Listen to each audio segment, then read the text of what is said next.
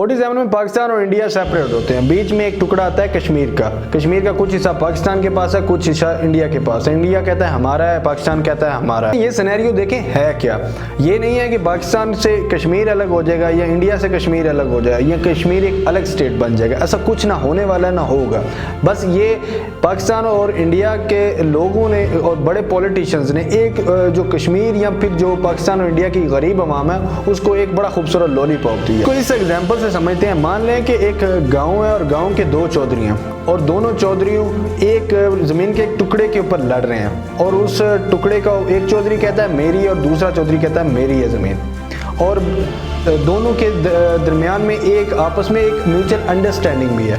और दोनों की अंडरस्टैंडिंग ये है कि दोनों चौधरियों को आपस में ये चीज़ बता दी गई है और समझ चुके हैं कि ना मैं उस चौधरी से ले सकता हूँ ना वो चौधरी मेरे से ले सकता है, क्योंकि दोनों ने किसी दौर में आपस में लड़ाइयाँ भी की है। असल में मसला है उस गाँव की आवाम का, वो ज़मीन में रहने वाले लोगों का इतना मसला नहीं है, लेकिन वो गाँव की जो आबादी है जो उस आवाम का उसको खुश करना दोनों चौधरियों ने, क्योंकि दोनों चौधरी जो है ना वो आवाम से खा रहे हैं लेके पैसा लेके खा रहे। अब जो चौधरी जब ज़्यादा अपना हक शो करता है उस टुकड़े के ऊपर तो आवाम सारी सपोर्ट करती है उस चौधरी को, और जब दूसरा चौधरी कहता है कि सारी चौधरी उसके साथ हो गए अब मैं क्या करूं, तो वो फिर क्या करता है, या तो वो पहले वाले चौधरी का कोई सिपाही को मार देता है या फिर उसके ऊपर अपनी एक अलग से कोई नया प्रोपेगेंडा छोड़ देता है, तो वो सारी आवाम मिल जाती है दूसरे चौधरी के साथ। और इसके ऊपर एक और भी है और वो है लंबड़दार, और वो है अमेरिका। यानी कि एक चौधरी से मुराद पाकिस्तान और दूसरे चौधरी से मुराद इंडिया, और दरमियान में टुकड़े से मुराद मैं लेता हूँ कश्मीर, और लंबड़दार से मुराद है अमेरिका। पाकिस्तान चाइना का सबसे बड़ा जो है वो पाकिस्तान चाइना का सबसे बड़ा आर्म एक्सपोर्टर है, और इंडिया जो है वो रशिया और अमेरिका का सबसे बड़ा आर्म एक्सपोर्टर है। तो दोनों अपने अपने मुल्कों के अंदर बैठे हुए हैं, सिर्फ कश्मीर के ऊपर कब्जा करें। ये नहीं है कि इन दोनों ममालिक को पता नहीं है, दोनों को अपनी अपनी हद का पता है। दोनों मुल्कों की आर्मी ने ये चीज़ अब कंफर्म कर लिया कि यहाँ तक हमारा हिस्सा है, वहाँ तक हमारा हिस्सा है। लेकिन जो ऊपर चाइना और अमेरिका बैठा है उसने भी अपना तो किसी न किसी को असला बेचना, तो वो दोनों ना कभी जब देखता है कि सब चीज़ नॉर्मल हालात चल रहे हैं पाकिस्तान और इंडिया के दरमियान, तो वो कुछ ना कुछ ऐसा करता है कि या तो पाकिस्तान के हक में एक बात बोल देता है या फिर इंडिया के हक में बात बोल देता है। तो पता चलता है कि LOC के ऊपर फायरिंग हो गई, इतने जवान शहीद हो गए और इतने गाँव के अंदर बम गोले गिर गए और रोड बंद हो गए। तो पाकिस्तानी पॉलिटिशियंस हैं वो इलेक्शन से पहले एक हाइप क्रिएट कर, मौलाना फजलुर रहमान जो 10 साल तक चेयरमैन कमेटी रहे कश्मीर के, और उन्होंने खाली 44 लाख की लस्सी पी है, आज तक किया कुछ नहीं है।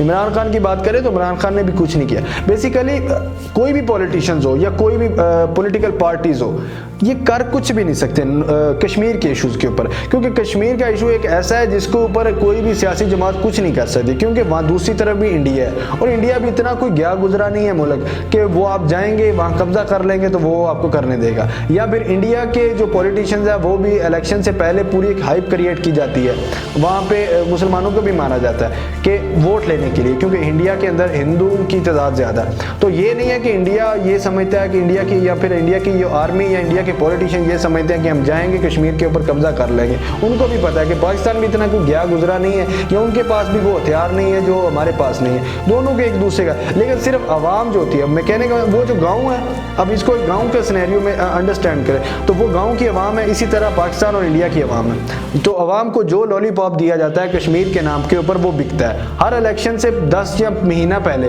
एक ऐसी हाइप क्रिएट होती है दोनों तरफ, ये नहीं पाकिस्तान में या इंडिया में, दोनों तरफ बराबर में, और दोनों लोग आपस में ये चीज़ खरीदते भी हैं, क्योंकि उनको पॉलिटिशियंस को भी पता है कि यही चीज़ बिकनी है। आवाम को जो है ना पाकिस्तान में कश्मीर के नाम पे और इंडिया में मुसलमानों के नाम पे वोट मिलता है, तो इस चीज़ को वो कैश करे। इसलिए जब तक ये दुनिया में ये पाकिस्तान इंडिया के दरमियान इशू रहेगा तो ये पॉलिटिशियन जिंदा रहेंगे।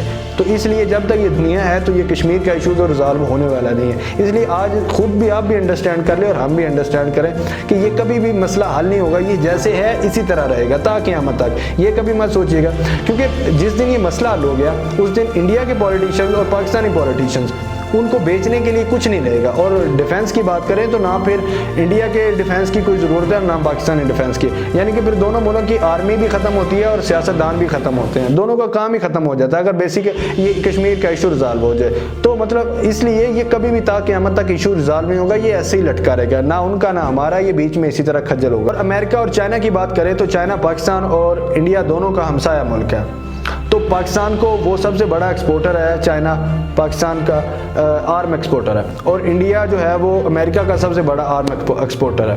تو وہ بھی نہیں چاہتے کہ یہ مسئلہ حل ہو, کیونکہ ان کا بھی اگر مقصد یہ چائنا کے یہ درمیان میں کشمیر کا ایشو ریزالو ہو جائے تو ان لوگوں کی بھی جو آرمی کی وہ بم بارود بنانے اور گنے بنانے کی فیکٹری ہے وہ بھی کلوز ہو جائے. اور بیسیکلی اگر ایشو یہ ریزالو ہوتا ہے تو بہت سی پاکستان کا ڈیفینس جس کا بجٹ تقریباً 1500 ارب روپے ہے سالانہ, تو اس کا بھی کوئی مقصد نہیں بچتا. اور اپوزٹ میں دیکھیں تو انڈیا کا بھی اگر یہ ایشو ریزالو ہو جائے تو ان کا بجٹ ہم سے تو کہیں زیادہ ہے, وہاں تو بجٹ بلین آف ڈالرز میں ہے, تو ان کا بھی مقصد ختم ہو جاتا. تو یہ ایشو کبھی بھی ختم نہیں ہوگا, یہ اس طرح چودھریوں کے درمیان لڑائی ہے. یہاں بیچ میں عوام جو ہے نا وہ صرف کٹ پتلی اور پس رہی ہے.